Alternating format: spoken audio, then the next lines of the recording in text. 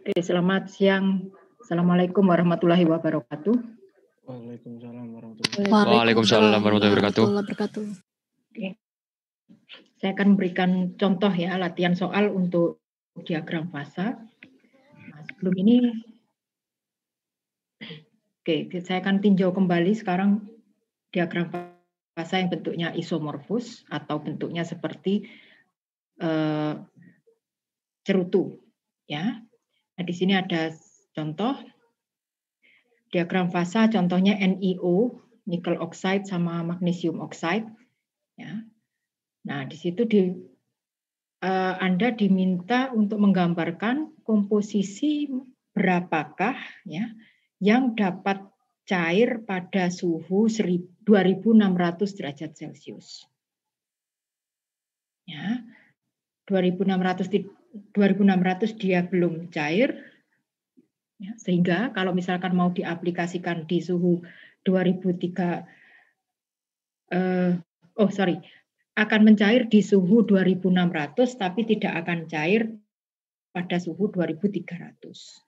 Ya. Nah, ini suhunya 2600 di sini, 2300 antara sini. Ya. Jadi diharapkan di sini dia tidak cair. Tapi dia mencair di 2600. Ya, tinggal kita tarik saja suhu 2300 asalkan dia masih berada di fasa S atau solid di sini, maka dia belum cair ya. Tapi kalau kita naikkan di temperatur 2600, kita tarik vertikal di sini ya, maka dia mulai cair. Ya, kalau kita lihat contohnya saja di sini pada komposisi 60% berat MgO, maka dia belum cair pada temperatur 2300 tapi sudah mulai cair di 2600. Mari kita lihat jawabannya. Ya. Nah, ini sama. Nah, Anda lihat komposisinya 60 ya, tadi sama dengan yang saya sampaikan. Ya, kita lihat di 2300 di sini dia masih fasa solid.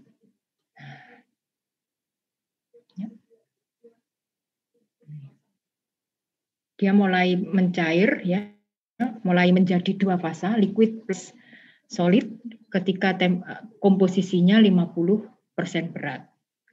Persen mol. Jadi kalau 60 ini aman semua.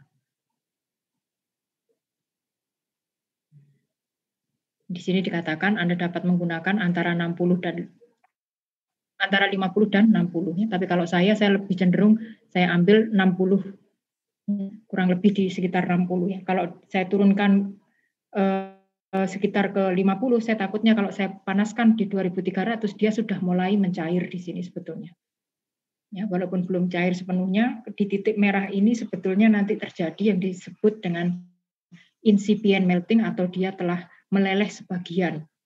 wujudnya masih padat, tapi di beberapa titik sebetulnya dia seperti sudah mulai meleleh. Jadi muncul gelembung-gelembung seperti itu. Ya, kalau saya cenderung dengan jawaban yang sekitar 60. Oke, kemudian, nah ini kemarin mungkin belum saya berikan. Ya, ini adalah aturan fasa Gibbs. Di sini persamaannya F sama dengan C minus P plus angka 1 atau angka 2. Ya, ini disebut dengan derajat kebebasan.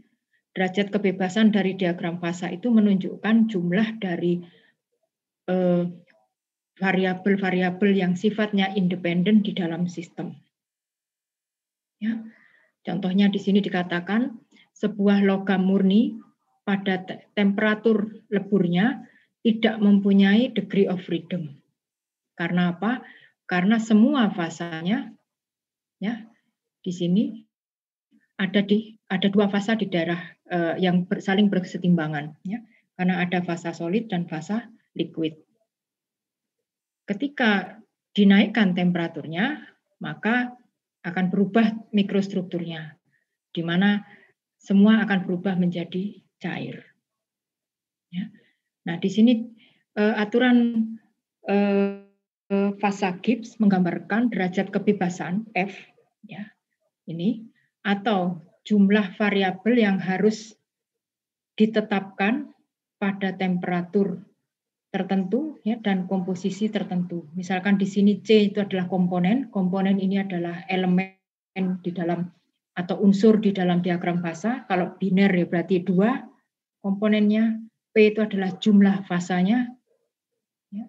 Kalau seperti yang tadi P-nya saya balikkan dulu. Nah, seperti ini berarti P-nya ada jumlah fasanya ada berapa? Ada fasa liquid, ada fasa solid, dan ada fasa liquid plus solid. Ya, itu nanti akan masuk ke P. Nah, ini ada bilangan tertentu di sini. Ya. Nah, jika tekanannya 1 atmosfer, maka kita gunakan ini. Ya, ini adalah fungsi dari tekanannya P plus 2 ini adalah fungsi tekanan. Kalau di sini adalah kita gunakan selalu menggunakan 1 atmosfer, ya, maka ini adalah ini. F sama dengan C minus P plus 1. Sekarang kita perhatikan contoh soal. Tentukan derajat kebebasan dari komposisi Cu 40% nikel, ya ini, pada 1300, 1250, dan 1200. Mari kita lihat yang A. 1300 berarti dia pure liquid, ya. 1250 maka dia berada di antaranya, maka dia alfa plus L, ya. Sedangkan 1200 maka dia solid yaitu alfa. Oke. Persamaan tadi F sama dengan C min P plus 1, ya. Untuk C-nya adalah 2 karena ada Cu dan Ni. Ya. Kalau tekanannya kita anggap tekanan tetap, maka angkanya yang kita pilih adalah angka 1. Oke. Kita lihat tadi di 1300 semua fasanya liquid gitu ya. Kita perhatikan di sini C-nya 2 karena komponennya ada 2 yaitu Cu dan Ni. Ya. Jumlah fasanya ada 1 karena dia liquid. Ya, ditambah 1. Ya, dengan demikian 2 min 1 plus 1 maka F sama dengan 2. Pada 1300 maka derajat kebebasannya adalah 2. Oke. Pada 1250 ada 2 fasa, liquid dan solid. Sehingga untuk C sama dengan 2, maka P di sini juga sama dengan 2. Jadi F sama dengan 2 min 2 plus 1, maka F-nya derajat kebebasannya tinggal sama dengan 1. Begitu juga pada 1200 derajat Celcius, fasanya cuma 1, liquid, ya, maka P-nya 1, C-nya tetap 2, kita masukkan di sini F sama dengan 2 min 1 plus 1, maka F sama dengan 2. Ya, ini untuk derajat kebebasan. Oke, sekarang kita masuk ke diagram fasa. Ya, ini tadi misalkan kita menggunakan Gibbs phase rule. Misal di sini, bentar ini soalnya yang mana? Ini soalnya. Nah, ini ada soal lagi. Anda diminta menghitung derajat kebebasan paduan tembaga dan nikel. Kalau tadi 40, sekarang di komposisi 50-50. Ya.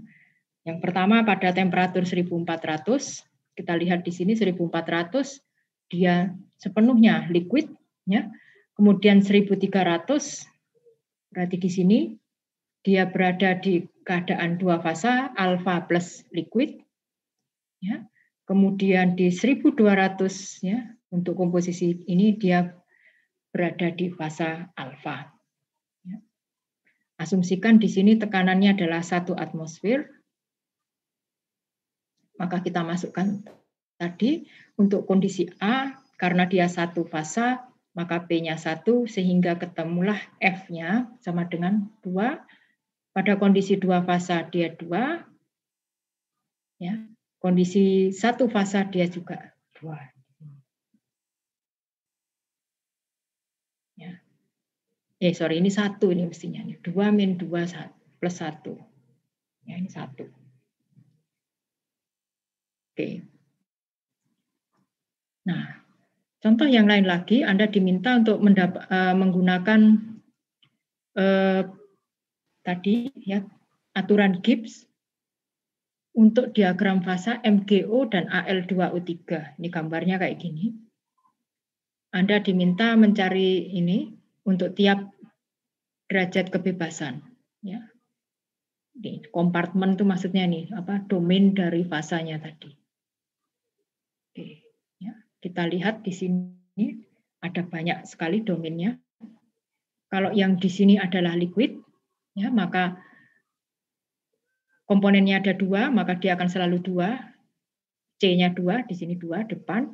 Kemudian di sini karena fasanya cuma 1, maka 2 min 1 plus 1. Ya, sedangkan di sini dia 2 fasa. Di panah yang warna biru yang saya kasih tanda merah ini, ya ini daerah 2 fasa, maka semua F-nya adalah 1. Ya, di sini, nah ini perhatikan, ini fasanya fasa apa ini? Kalau misalkan di sini sesuatu plus liquid, di sini juga sesuatu plus sesuatu yang lain plus liquid, maka ini adalah ada 2 fasa di sini mestinya, atau cuma 1. Mari kita lihat di sini, oh dia cuma 1. Ya, di sini cuma 1, maka dia derajat kebebasannya 2. Ya, dan seterusnya Anda cek di sini di tiap titiknya. Anda bisa menghitung pada poin-poin penting atau di daerah-daerah tertentu, maka derajat kebebasannya akan berubah. Oke. Nah, ini sekarang komposisi atau diagram fasa yang lain lagi. Anda diminta menggambarkan secara kualitatif mikrostruktur yang akan Anda peroleh saat didinginkan secara lambat dari sebuah paduan dengan komposisi 50% aluminium dan 50% silikon. Kita lihat di sini komposisinya di sini ya, 50. Ini kalau saya tarik vertikal berarti dia di sekitar sini. Nah, lalu apa yang diinginkan? Nah, nih garisnya seperti ini. Nah, kita lihat di sini. Di sini pas di panah ini adalah lokasi perubahan fasa. Ya, dari liquid mulai berubah menjadi beta plus L, ya, beta plus liquid. Artinya beta di sini mulai menginti. Ya, kalau saya dinginkan lambat terus ke sini, maka intinya beta tadi akan menjadi lebih banyak dan lebih besar hingga ke titik ini, ya, di sekitar 577, maka betanya sudah optimum.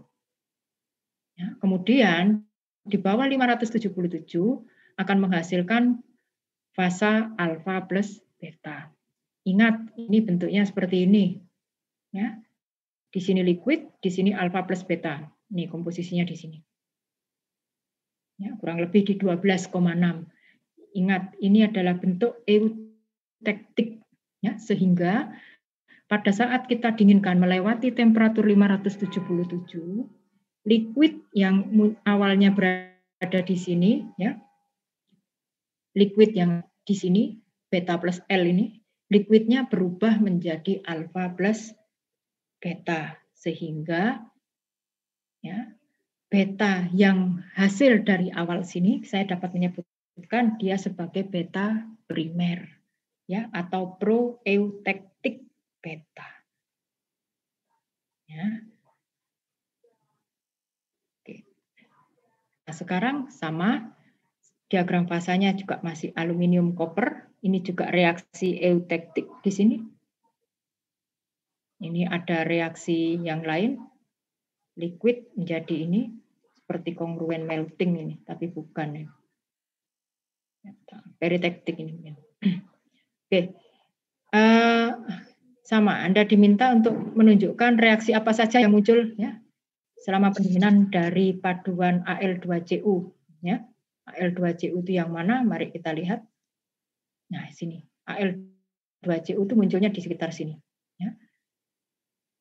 Ini sekitar 26,25 di sini.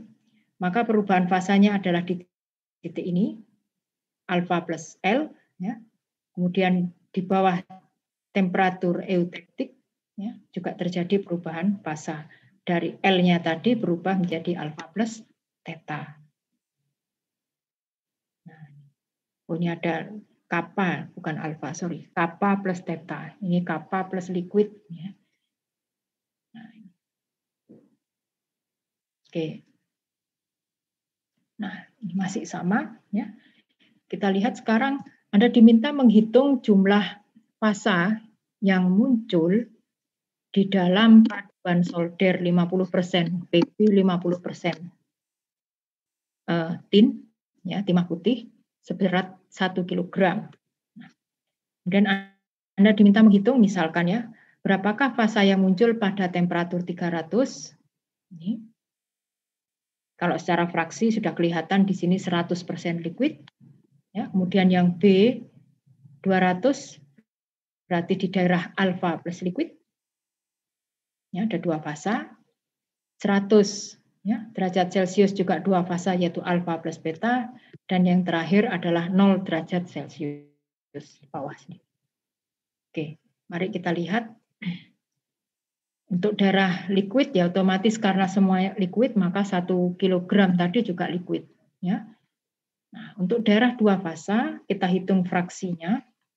Kalau kita mau menghitung fraksi liquid, ya, saya balik dulu ke gambarnya. Kalau saya mau menghitung fraksi liquid, ya ini kalau saya tarik garis horizontal begini, ya, maka yang paling panjang ini, ya dari batasnya alfa ini menuju ke titik warna biru ini menjadi pembilang, ya. Kemudian ini saya bagi dengan total panjang garis di dalam daerah alfa plus L.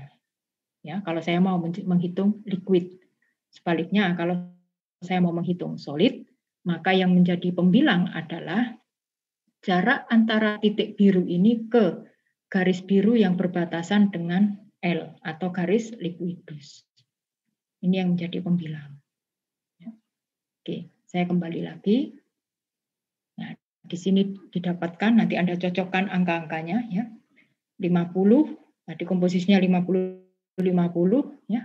Dikurangi 18, yang garis sebelah sana ya 18 ya, dibagi dengan 54 ya, 54 itu yang maksimum liquidusnya, 54 dikurangi 18. Nah, ini tinggal nanti dikalikan dengan 1 kg ya, didapatkan sekian. Nah, ini sisanya Anda tidak perlu menghitung seperti ini juga enggak apa-apa. Ya, tinggal dikurangi aja 100% dikurangi dengan rasio ini. 1 dikurangi dengan rasio ini. Kemudian Anda kalikan 1 kg. Nah, ini hasilnya. Nah, temperatur 200 juga ada dua fasa yaitu alfa plus beta. Ya, dengan cara yang sama, kalau saya kembali ke gambar temperatur 200 ya, dengan cara yang sama 100 ya, dengan cara yang sama. Kalau saya mau menghitung alfa, maka lengan yang saya pakai sebagai pembilang adalah titik warna biru ini sampai ke solvusnya beta. Ya, dan sebaliknya kalau saya mau menghitung beta, maka yang saya hitung adalah jarak dari titik biru ini hingga ke solvusnya alfa. Penyebutnya yang mana? Penyebutnya adalah panjang garis dari solvus beta ke solvus alfa. Ya, sehingga saya dapat ini ya, 99 ini solvusnya beta dikurangi 50 komposisi yang kita cari dibagi dengan 99 solvusnya beta dikurangi 5 ini solvusnya alfa. Nah, ini diperoleh demikian. Kemudian saya dinginkan sampai dengan 0 derajat Celcius. Begitu saya dinginkan, kita dapat lihat ya solvusnya beta tidak terlalu banyak berubah. Demikian juga dengan solvusnya alfa ya, kalaupun berkurangnya tidak banyak ya. Sehingga ini yang didapatkan untuk poin D sama komposisinya adalah alfa plus beta.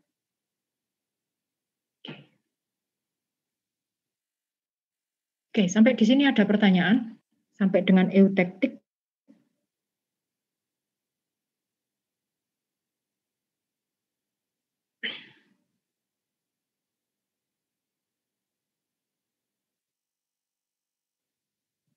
Bu, ingin bertanya Bu? Iya. Saya mau mastiin aja. Jadi yang dirumus degree of freedom itu P-nya tergantung titiknya. Ya, tergantung titiknya. Yang degree of freedom tadi tak? Iya Bu. Ya, tergantung titiknya, tergantung temperaturnya juga. Ya, seperti ini ya.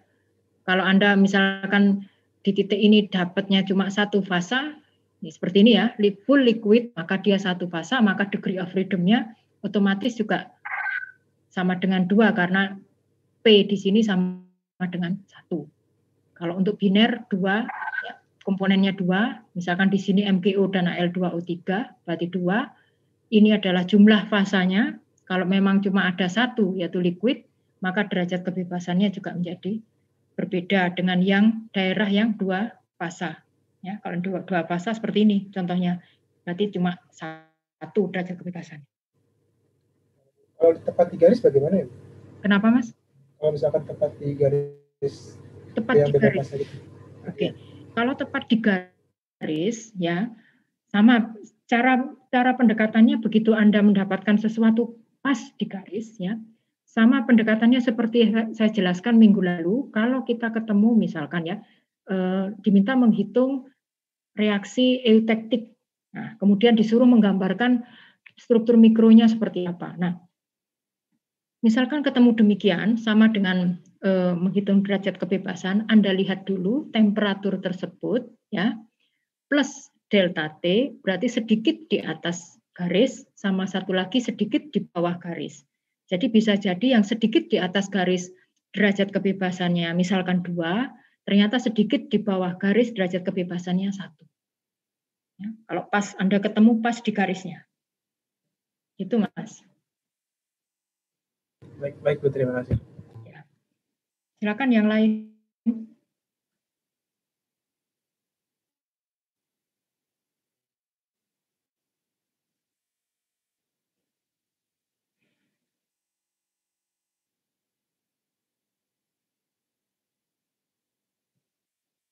Silakan. Kalau tidak ada, saya lanjutkan dulu ke eutektoid, ya. Tadi eutektik, sekarang eutektoid. Nah, ini contohnya besi dan karbon. Ya, sekarang ketemu besi dan karbon jarang-jarang ya, tapi nanti Anda di rekayasa bahan setengah semester sendiri bertemu dengan besi dan karbon.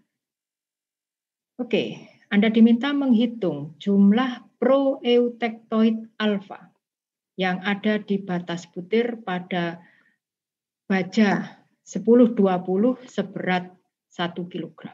1020 ini kode baja. Jadi baja itu saking banyaknya nanti dibuat banyak kodenya ya.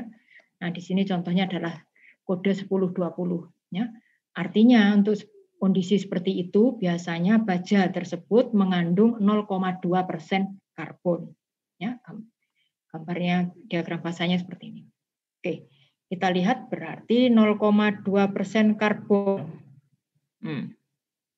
Kalau titik tengah ini adalah 0,77, berarti dia di sebelah sini.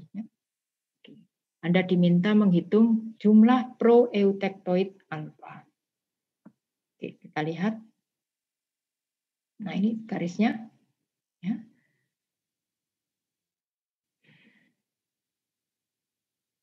Nah, di sini diminta untuk menghitung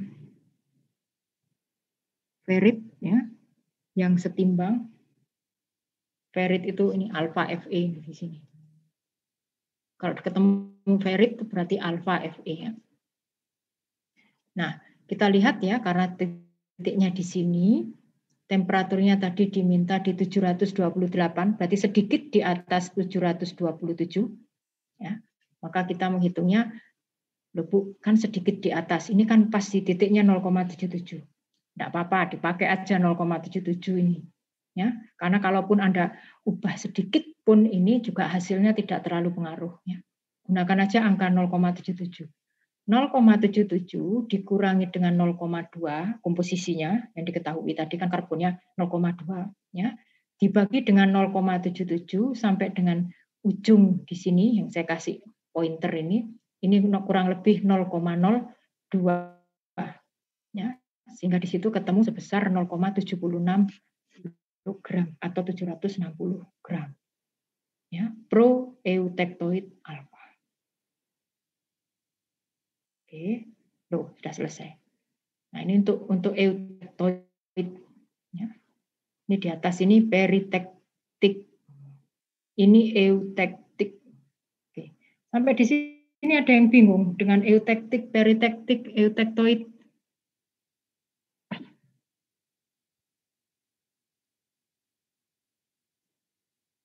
Kalau tidak ada yang bingung, berarti sudah lancar semua diagram fasanya. Permisi, Bu. Ya, silakan, Mas. Saya Bima dari 2019. Saya sebenarnya agak bingung apa itu peritektik, eutektik gitu, Bu. Oke, nggak apa-apa, ngomong aja. Ya. Ini adalah, ini ya Mas, perhatikan ya, yang lain juga. Ini adalah bentuk, yang ini yang saya lingkarin ya. Nah, ini angka 4,3 ini. Ini adalah bentuk diagram fasa yang menunjukkan terjadinya reaksi eutektik. Eutektik ya, sekali lagi. Kenapa? Di sini ada L ya, liquid. Kalau saya dinginkan, maka dia berubah menjadi padatan dalam dua fasa. Ya, kalau reaksinya adalah L, kemudian ada panah bolak-balik menjadi alfa plus beta, ya, atau di sini menjadi gamma plus Fe3C, ya, maka dia disebut dengan reaksi eutektik. Ya. Sedangkan reaksi eutektoid, ya, belakangnya ada oid, di situ tidak ada liquidnya, tapi yang ada hanyalah gamma padatan, ya, satu fasa. Kalau saya dinginkan melewati temperatur tertentu, ya, maka dia akan berubah menjadi dua fasa padatan juga. Di sini gamma kalau saya dinginkan, ya, dia akan berubah menjadi alfa plus Fe3C. Ini gambarnya di sini. Nah, bentuknya sama dengan eutektik, bedanya kalau eutektik di sini liquid, di sini bukan liquid. Itu antara eutektik dan eutektoid. Ya. Dan di atas sini, ini ada delta plus liquid, ya, di sini di ujung sini. Ini delta, ya. Kemudian yang kecil paling atas ini delta plus liquid, ini gamma plus L, ya. Anda perhatikan dari delta plus L, ya, dari delta plus L, ketika didinginkan berubah menjadi gamma, maka itu reaksinya adalah reaksi peritektik. Jadi dari dua fasa, padatan dan cairan, ketika saya dinginkan berubah menjadi satu fasa, maka itu disebut dengan reaksi, satu fasa padatan, maka itu disebut dengan reaksi peritektik.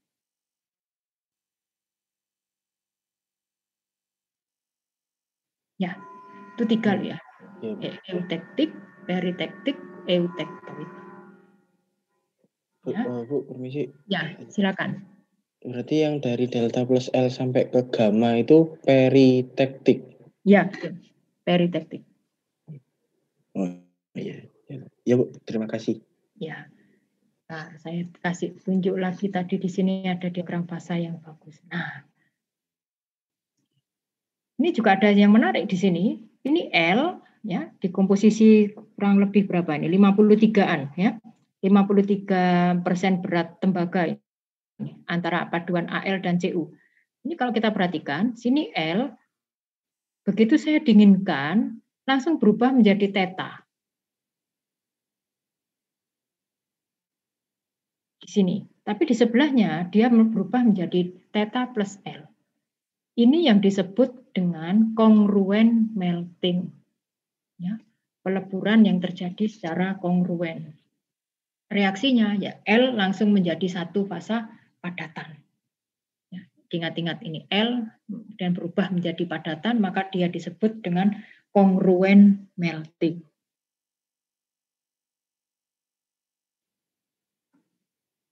Oke, silakan yang lain.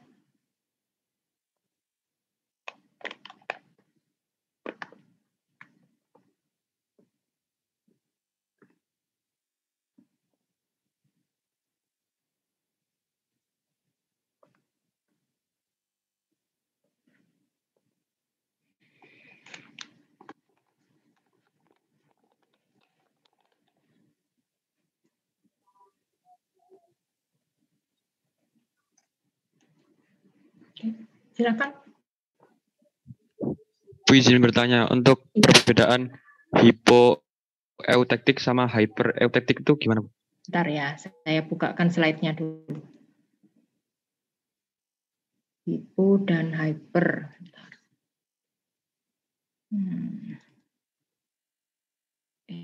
Keliru.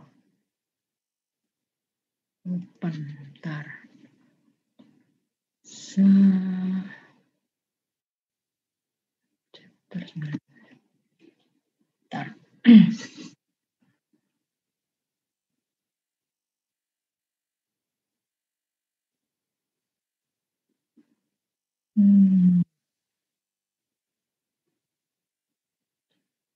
Eutektik apa eutektoid, Mas? Eutektik, Bu. Eutektik ya, oke. Ya. Bentar, saya share screen. Nah, ini ya yang minggu lalu. Kalau di sini terlihat bahwa, bentar, saya slideshow dulu. Ya, di sini diagram fasa ini eutektiknya itu adalah 61,9. Ya, Anda lihat secara mikrostruktur isinya semua lamelar, ya, yang strukturnya seperti kue lapis itu ya, tumpuk-tumpuk begitu. Nah ini pas di komposisi eutektik. Ya. Sekarang apa yang terjadi kalau sekarang komposisinya kurang dari komposisi eutektik, maka dia disebut dengan hipoeutektik. Anda perhatikan struktur mikronya juga beda. Dia tidak hanya berisi struktur lamelar, ya, tapi di situ ada ini. Kalau kita lihat di sini gambarnya ada hitam-hitam, ada tulisannya alfa. Ya, di sini disebut dengan alfa primer, ya, atau proeutektik alfa. Ya, untuk kondisi hipo. Mengapa kok proeutektik alfa? Anda lihat kalau di sebelah sini, ya, di komposisi kurang dari komposisi eutektik, di sini ada alfa. Ya, yang berdekatan di situ ada domain atau daerah fasa stabil alfa. Berarti yang dominan di daerah sini adalah alfa. Ya, sehingga proeutektiknya adalah proeutektik alfa. Nih, dari mana proeutektik alfa? Dari sini, L plus alfa. Di alfa yang terbentuk pertama, ya, sebelum temperatur eutektik, dia disebut dengan proeutektik alfa atau alfa primer. Ya. Kemudian kalau hipereutektik, berarti kan komposisinya melebihi komposisi eutektik, yaitu di atas 61,9 kalau di sini. Nah, struktur mikronya seperti apa? Beda juga. Ya, dia tidak hanya berisi lamelar, ya, juga ada bulat-bulat di sini, di mana yang bulat-bulat ini adalah beta. Ya, ini skema saja ya. Ilustrasi aja ini, illustration only. Kalau dilihat gambarnya sama persis ini kanan kiri ini. Ya, cuma ini ilustrasi saja. Di sini yang beta ini yang ilustrasi. Gambarnya mungkin sedikit beda, tapi kurang lebih bentuknya seperti ini. Ya, di samping lamelar ada bulatan-bulatan yang berisi beta. Beta ini disebut apa? Beta ini disebut dengan proeutectic beta. Dia munculnya di daerah sini, L plus beta ini. Ya. Tuh. Masih kurang jelas atau bagaimana, Mas?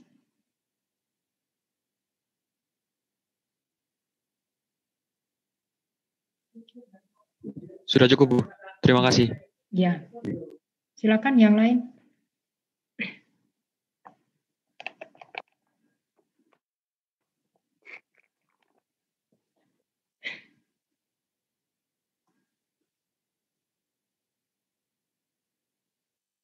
Permisi, Bu.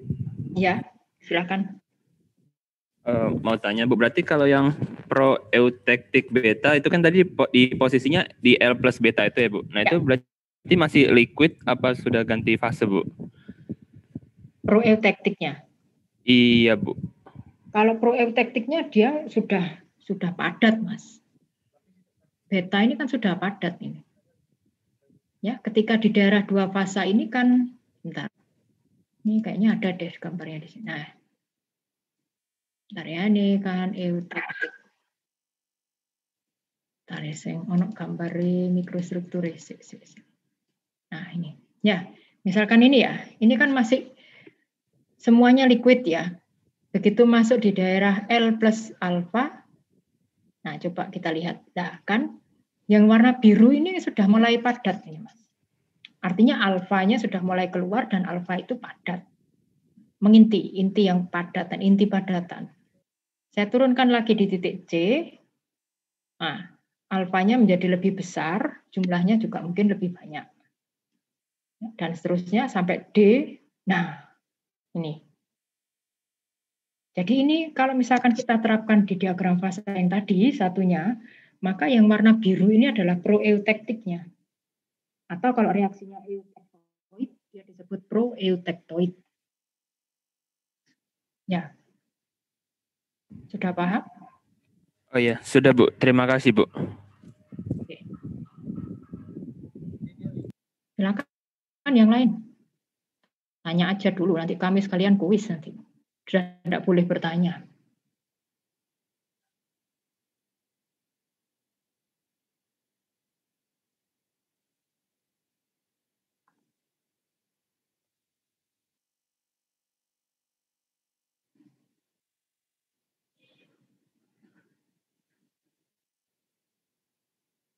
Silakan.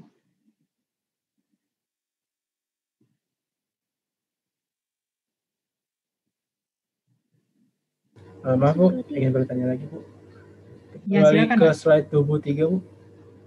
23.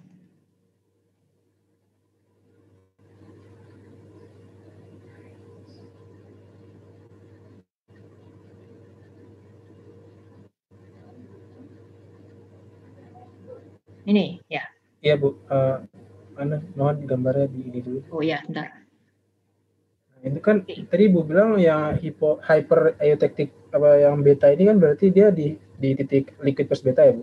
Iya. Kalau misalkan di gambar itu apakah sekeliling proeutectic beta ini masih liquid atau apa bagaimana, Bu?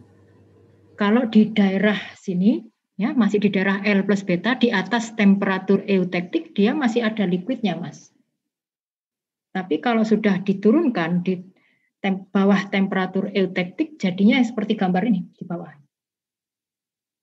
Berarti Jadi itu sudah ya. solid yang bentuknya laminar tadi, Bu ya? Ya, ya. Oh ya. Baik, Bu, terima kasih, Bu. Ya.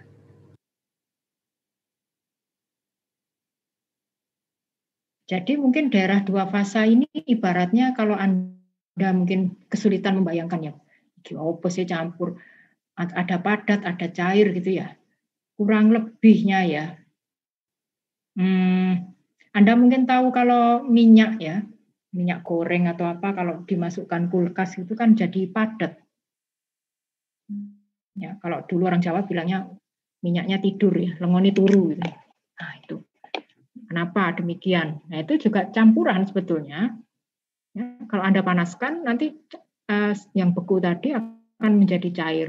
Ya, ada mungkin sebagian terpisah ya, yang memadat itu di atas gitu ya, yang bawah itu masih cair. Nah, kurang lebih gambarnya kayak gitu. Terpisah antara fasa liquid dan fasa solid. Kalau di logam seperti apa, Bu? Nggak, ya susah dilihat ya. Kalau di logam ketika benda sudah mulai memadat itu agak susah dilihat. Tapi kalau benda mulai mencair, nah itu terlihatnya begini. Di permukaan logam itu ya begitu Anda panaskan sedikit di atas temperatur, misalkan di sini ya komposisinya 80% tin ya, 80% timah putih misalkan gitu ya. Nah, misalkan saya panaskan sedikit di atas temperatur eutetik, ya, maka dia berada dalam kondisi L plus beta, ya, misalkan demikian. Apa yang terjadi di permukaannya? Jadi permukaan yang awalnya itu mulus, bersih gitu ya, itu nanti akan ada gelembung-gelembung seperti ada bubble, ya, uap air, ya, uap yang terjebak di situ. Atau begini, Anda kalau mau nyoba di rumah mungkin ya, tapi apa ya ada ya. Paling gampang sebetulnya solder. Solder itu cuma temperatur berapa ini? Cair. Solder itu komposisinya sekitar sini kok. Nah, antara 20-40-an sini kalau nggak salah komposisinya tuh yang dijual di pasaran di situ. Jadi titik leburnya kurang lebih ya kurang dari 300. Ya, kalau Anda punya pemanas yang bisa sampai temperatur 300, Anda bisa lihat kapan solder itu akan mulai mencair. Ya, atau pada saat Anda menyolder aja. Awalnya ini padat kan, yang dipegang di tangan kiri itu kan padat. Begitu dikenai panas, kemudian dia meleleh. Apakah saat dia leleh itu berarti dia 100% cair? Bisa jadi tidak. Bisa jadi dia masih adalah L plus alfa. Ya, bisa jadi kalau memang dia komposisinya antara 20-40. Kalau dia sudah banyak liquidnya, ya berarti dia mungkin komposisinya lebih banyak L-nya dibanding alfanya. Nah, kalau Anda panaskan pas 300, padahal komposisinya di antara 20-40, ya sudah, pasti sudah 100% cair. Ya, agak susah memang dibayangkan L plus alfa atau L plus beta itu kayak apa. Kecuali Anda pernah pengalaman lihat sendiri mungkin. Oke, silakan kalau ada pertanyaan.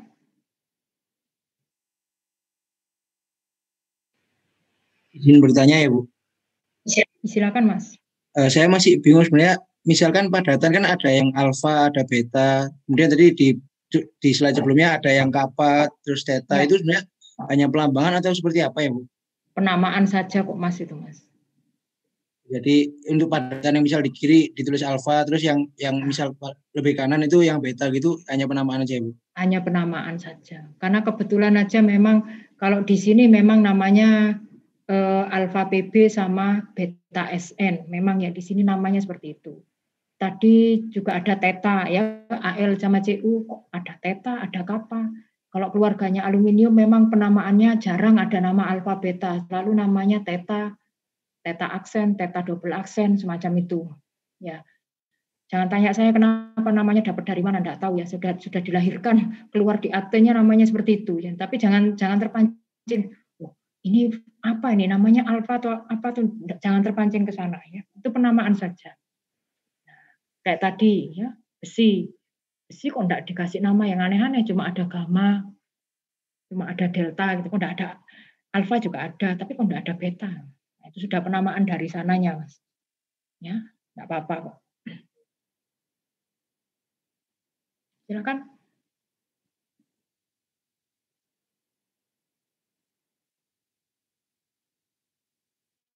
Sudah paham dengan cara menghitung lever rule ya, atau neraca ini tadi, mana yang menjadi pembilang, mana yang menjadi penyebut?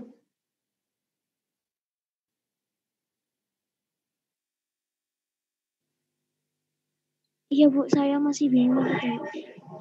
Masih bingung yang, oke, saya ambil contoh lagi ya, sini ya. Nah ini ya, kebetulan soalnya gambarnya di sini. Misalkan ini komposisi 40 ya, 40.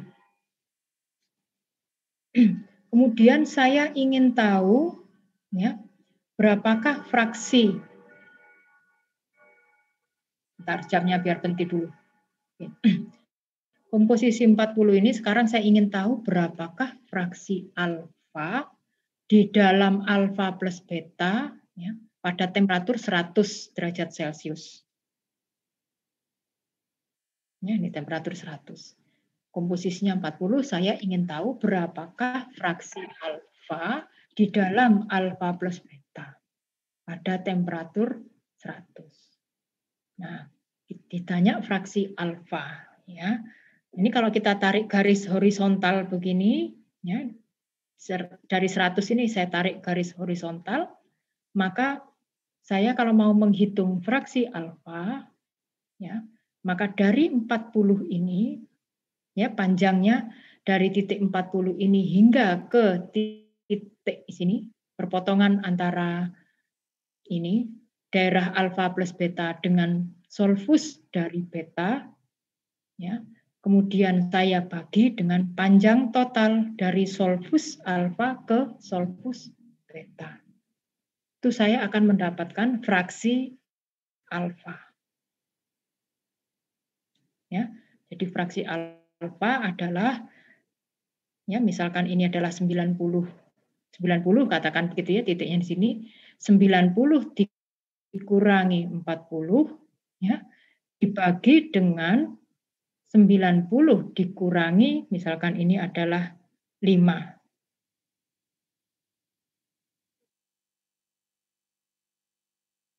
Oke. Mari kita coba lagi ya. Oke. Mari kita coba sekarang kalau di titik di atas sini ya, misalkan ini ada R, ada S, untuk menghitung berapa liquid, berapa alfa ya. Kalau saya mau menghitung alfa, maka dia adalah panjang S dibagi dengan R ditambah S. Ya. Sementara di sini, kalau saya mau menghitung mau menghitung alfa, ini di bawah temperatur eutektik ya. Saya mau menghitung alfa, maka panjang S yang merah ini ya, saya bagi dengan panjang R biru ini plus S warna merah. Ini saya dapat alfa. Fraksi alfa di dalam alfa plus beta. Kalau yang di atas, fraksi alfa di dalam alfa plus liquid. Oke. Apakah sudah jelas, Mbak? Iya, sudah, Bu. Terima kasih, Bu. Ya, sama-sama. Silakan yang lain.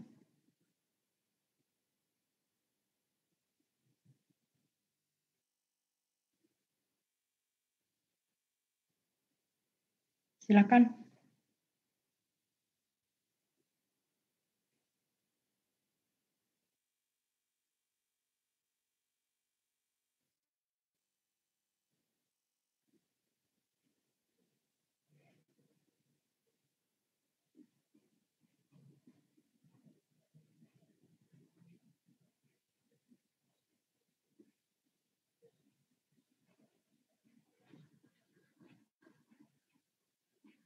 Oke, silakan. Apakah sudah jelas semua? Atau mana yang belum jelas, silakan.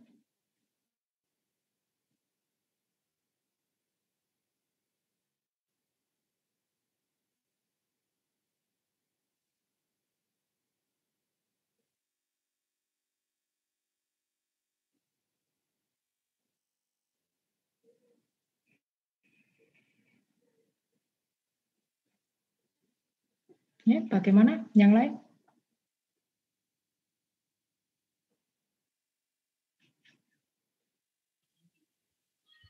Bu, saya izin bertanya, Bu. Silakan, Mas. Tadi kan di aturan Gibbs itu ada yang mencari derajat kebebasan. Nah, derajat kebebasan ini fungsinya apa, Bu? Fungsinya sebetulnya ini aja, ya. Aslinya itu banyak dipakai untuk perhitungan termodinamika sebetulnya. Ya. Karena sebetulnya apa yang kita pelajari sekarang, ya, diagram fasa, kalau Anda mungkin ingat termodinamika juga mengenal ada fasa cair, ya, padat, cair, dan gas. Cuma kita nggak ngomong gas di sini kan. Nah, derajat kebebasan di sini sebetulnya adalah termasuk nantinya digunakan dalam perhitungan termodinamikanya. Di sini kita cuma sekedar tahu saja kalau misalkan ada soal, Anda ditanya apakah derajat kebebasan, paling tidak di situ Anda tahu di dalam temperatur tersebut, ya, pada temperatur tersebut, pada komposisi tersebut, ya, Anda tahu di situ ada berapa fasa. Ya, Anda tahu diagram fasa yang Anda acu adalah diagram fasa biner, terner, atau kuarterner, atau pentaner, dan seterusnya. Ya, karena diagram fasa yang kita pelajari di sini biner aja, ini sederhana sekali biner. Nanti di luar sana diagram fasanya seperti apa? Banyak, ada yang terner bentuknya segitiga, kuarterner bentuknya tetrahedral, ya. Pentaner ujung sini ada, ujung sini juga ada. Bacanya gimana? Jauh lebih rumit lagi daripada sekarang. Nah, itu nantinya kalau dikembangkan bisa dibawa ke sana supaya orang bisa tahu, oh, ini berarti dia pakai diagram fasa biner. Ya, tanpa ngomong diagram fasanya, ketika ditanya ini berapa derajat kebebasannya, kalau orang termo dilihat dari situ dia sudah tahu, ini pasti bilang diagram fasa biner, ini pasti diagram fasa terner, itu sudah kelihatan. Ini hanya membantu untuk itu saja. Gitu, Mas. Baik, Bu, terima kasih. Iya. Silakan. Saya dulu membuat diagram fasa, buat. Kalau Anda tinggal membaca, saya dulu membuat. Jadi ketemu titiknya, lalu saya gambar. Nah, itu pun juga harus hati-hati ketika nanti ketika membuat diagram fasa, menggambarnya, itu kita harus hati-hati. Nah, itu saat itulah sebetulnya kondisi derajat kebebasan itu dipakai. Karena ada aturan tertentu yang ini nggak mungkin terbentuk seperti ini. Ya, dulu saya diagram fasanya terner 3 komponen gitu ya. Jadi nggak mungkin di dalam situ itu ada campuran lebih dari 3 fasa. Nah, kalau itu terjadi itu punya siapa fasa itu? Nah, itu kegunaannya di situ. Silakan.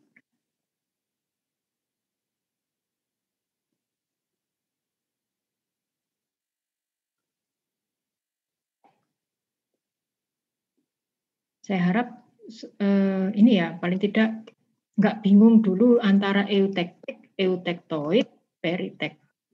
Nah, 3 itu dulu aja. Memangnya yang lainnya masih ada, Bu? Ada, banyak. Paling tidak 3 itu sama kongruen melting, itu Anda tahu. Saya dulu pernah membuat soal diagram fasa itu, saya kasih 1 diagram fasa yang isinya tuh hampir ada banyak sekali reaksi-reaksi yang aneh-aneh. Itu cari anak-anak. Oh ya, jangan lupa, titik lebur, ya, melting point, itu pun menjadi titik reaksi. Saya ambil contoh di sini, sebentar. Saya share screen lagi. Nah, ini misalkan di sini ya diagram fasa PBSN, ini titik paling atas di sini adalah melting point dari PB. Ya, juga termasuk titik reaksi. Nanti kalau misalkan yang suka bikin soal begini boleh sudah ini. Ini titik reaksi. Ya, 1 titik reaksinya ini melting point dari PB. 2 melting point dari SN, persis di titik ini. Ya, 3 reaksi eutektik. Nah, seperti itu contohnya. Kemudian, misal, saya nggak tahu, ada lagi nggak? Oh, ini eutektik KB. Bentar, saya carikan lagi.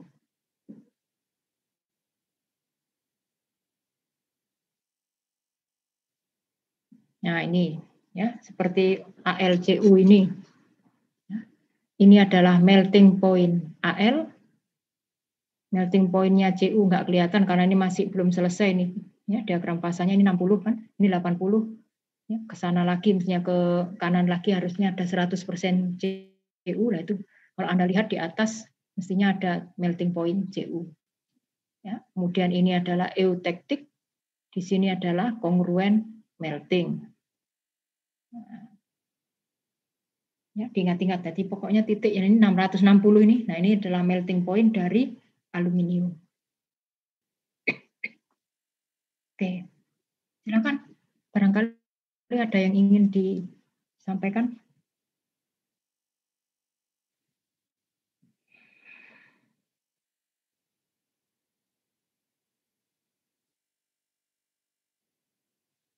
Minggu depan kita ETS. Nanti materinya dari struktur kristal sampai ke diagram fasa.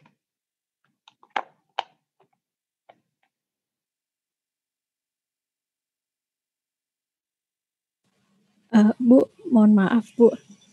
Ya. Saya takut salah paham. Tadi barusan itu Ibu jelasin melting point kan Bu. Ya. Melting point itu sebenarnya titik yang ditinjau dari apa ya Bu? Maksudnya kalau kan, misalkan melting point-nya aluminium, berarti kan saya harus melihatnya dari sini. Bentar.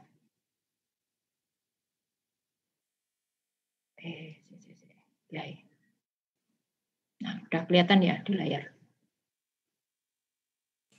Sudah Bu. Ya, di sini kan 100% aluminium, Mbak. Iya Bu. Ya kan? Nah, ini kalau saya tarik garis, ini pas di 0% Cu, ini kan 100% aluminium. Nah, ini kemudian di sini, titik ini, ya, karena saya panaskan di atas 660, kan, dia sudah lebur aluminiumnya. Nah, ini disebut melting point. Oh, berarti melting point dari suatu unsur itu waktu dia 100% ya Bu? 100% cair. Jadi dia mulai berubah menjadi 100% cair. Ya. Oh, begitu. Terima kasih Bu. Ya. Nah, kalau seperti ini, ya, ini melting point-nya aluminium, ya, 660. 1414 ini adalah melting point dari Si.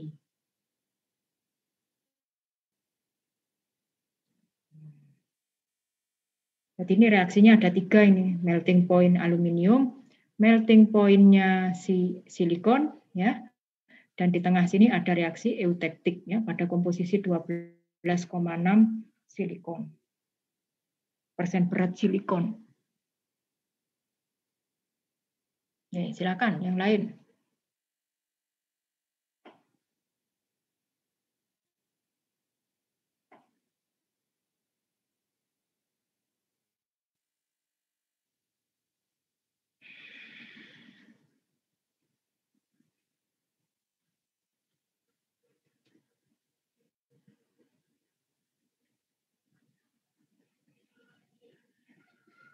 Bu, maaf Bu, mau tanya lagi Bu. Ya, silakan. Saya masih belum paham perbedaannya eutektoid sama eutektik Bu. Oke, eutektik sama eutektoid ya. Bentar, saya carikan. Ada FE, oh ini tadi. Bentar.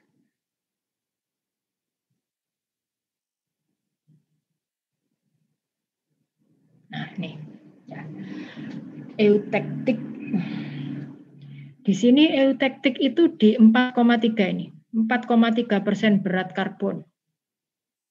Eutektik. Ya. Eutektoid ada di 0,77 karbon. Sini.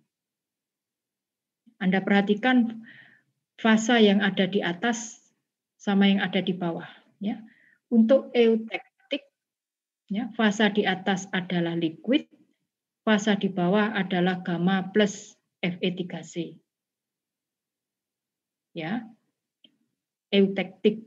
Nah, sekarang eutektoid, ya, kita lihat di sini, fasa di atas adalah gamma, fasa di bawah adalah alfa plus Fe3C. Bedanya di mana? Bedanya ada di sini, L. Jadi reaksi eutektik itu adalah reaksi yang menggunakan ini, fasa cair. Ya. Di mana dari cairan tersebut, kalau saya dinginkan akan berubah menjadi 2 fasa padatan. Sedangkan untuk reaksi eutektoid ya, tidak ada fasa liquidnya. Yang ada hanyalah gamma padatan yang ketika saya dinginkan menjadi 2 buah fasa padatan yang lain, yaitu menjadi alfa plus Fe3C. Itu reaksi eutektoid. Itu berarti gamanya hilang atau bagaimana, Bu? Gamanya berubah, bukan hilang, tahu-tahu hilang gitu enggak. Gamma yang ada di sini ketika saya dinginkan dia berubah. Berubahnya menjadi fasa ini alfa plus Fe3C. Jadi memang dia berubah. Secara struktur mikro pun berubah. Ini seperti satu fasa tunggal dengan batas butir, begitu ya. Begitu saya dinginkan melewati temperatur eutektoid, maka yang muncul di sini mirip seperti eutektik di sini, bentuknya ada lamelarnya juga. Nih. Dan tidak ada lagi fasa gamma, tapi yang ketemu malah alfa dan Fe3C. Baik, Bu. Terima kasih, Bu. Bukan hilang ya, berubah.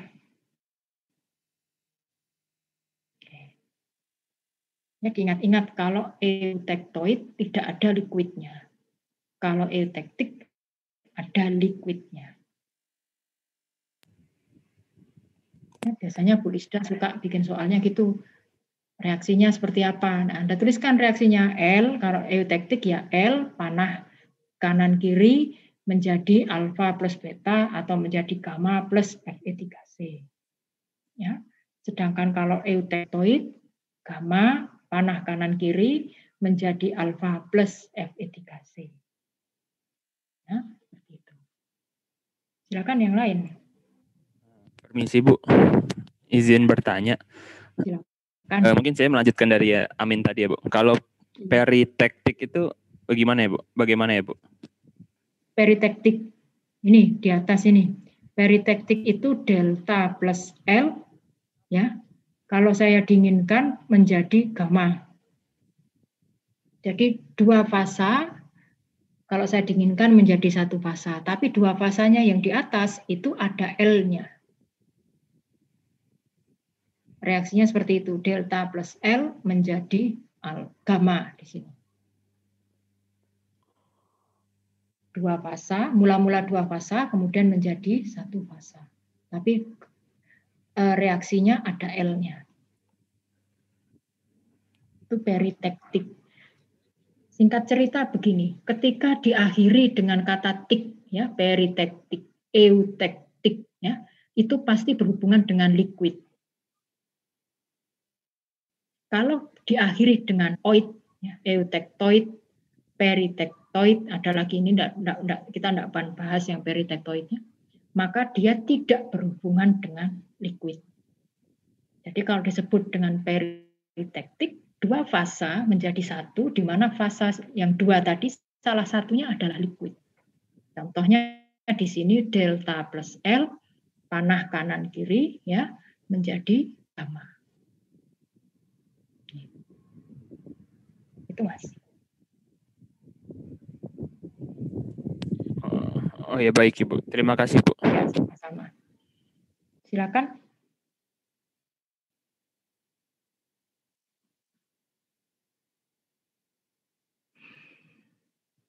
Nah kan yang lain.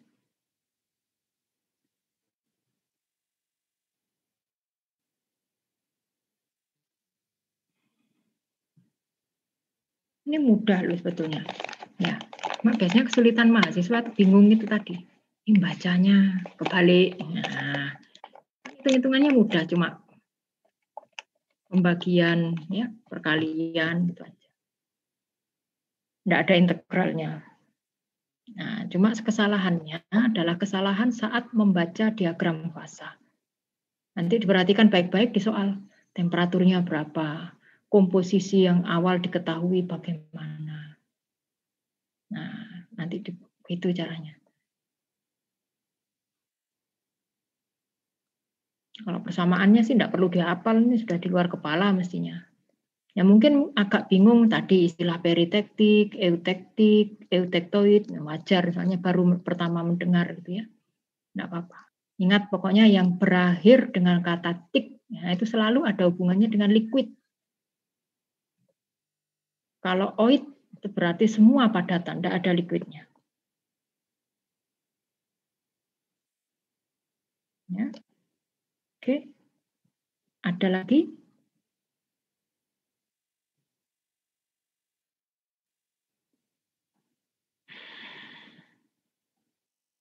Silakan.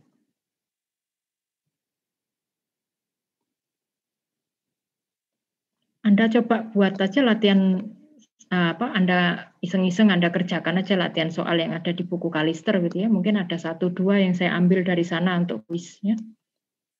Sambil Anda perhatikan cara-cara penyelesaian yang dari buku Kalister ya, di kuncinya tuh ada banyak. Tuh Anda pelajari aja kunci-kuncinya itu. Kapan saya harus baca? Saya keliru ternyata kebalik saya. Nah, itu banyak sekali gunanya. Gunanya kunci itu sebetulnya untuk itu ya. Tapi ya kalau ada kunci tapi juga nggak pernah dilihat juga sama saja. Ya.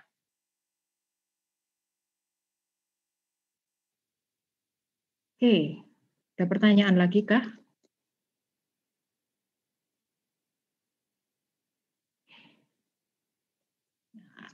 Kalau tidak ada pertanyaan, maka kuliah saya akhiri sore hari ini. Ya, Anda persiapkan baik-baik untuk kuis 2 hari Kamis. Ya. Waktunya mungkin nanti sekitar ya sama seperti kuis yang kemarin ya. Saya kasih waktu 120 menit plus sudah termasuk dengan mengumpulkan berkasnya. Jadi 90 saya beri toleransi 30 menit. Karena nanti untuk mengunggah juga untung-untungan, kadang jaringannya pas baik ya cepat, kadang classroom-nya yang padat juga akhirnya lambat gitu ya. Nah, nanti saya beri toleransi 30 menit ya. Nanti juga saya buatkan Google Drive, mungkin barangkali Anda kesulitan mengunggah di classroom ya. Saya perbolehkan untuk diunggah di Google Drive untuk kuis. Ya.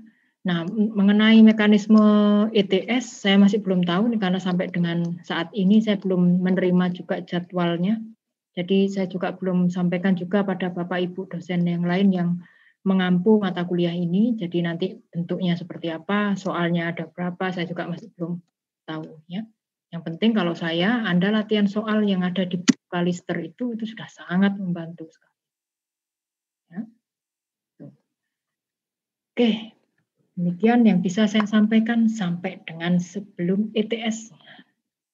Di sini kita nggak ketemu lagi, saya ganti kelas soalnya pindah ke kelas B setelah ini. Oke, semoga apa yang saya berikan sampai dengan hari ini bisa bermanfaat untuk Anda semua ya. Nah, terutama untuk ETS-nya tolong dipersiapkan sebaik-baiknya. Oke, akhir kata saya ucapkan wassalamualaikum warahmatullahi wabarakatuh. Waalaikumsalam. Terima kasih Bu. Terima kasih banyak. Terima kasih Bu Doti. Terima kasih Bu. Jangan lupa diisi berita acara. Oh iya Bu, baik Bu. Bu. Terima kasih Bu. Ya, sama-sama.